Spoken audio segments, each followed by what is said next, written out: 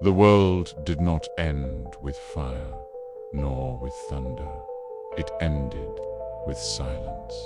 Cities fell quiet, families scattered, and in the silence, the dead began to move.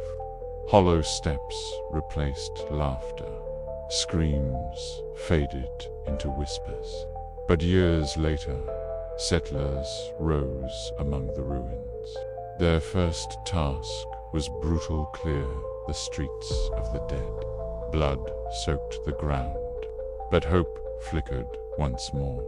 The silence was broken, not by despair, but by defiance.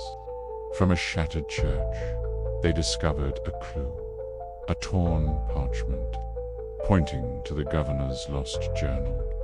It was said to hold secrets of a refuge that once stood unbroken.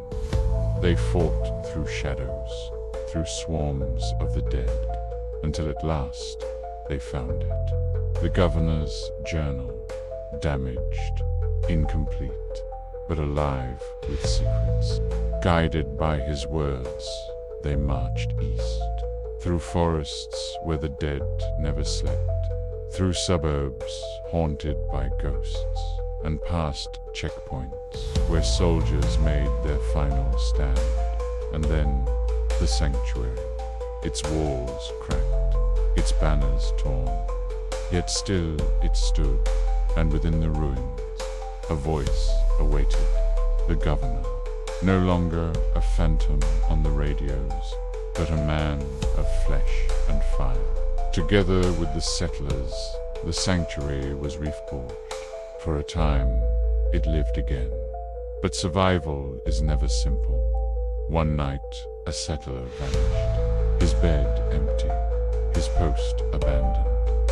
The settlers followed his trail, but what they found was unclear. Perhaps betrayal, perhaps death, perhaps nothing at all. Then the doctor disappeared, the healer of the sanctuary. The settlers fought through blood and death, and brought her back alive. But soon after, the mechanic was gone. Without him, the engines of Haven would rust away.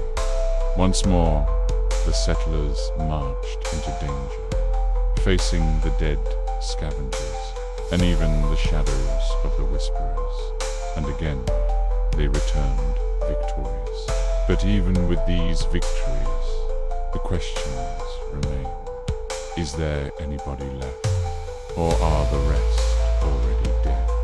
Should we keep searching for the missing ones, risking our lives for a faint hope? Or should their names become whispers, fading into campfire tales? If we abandon them, do we abandon the last threads of the world we once knew?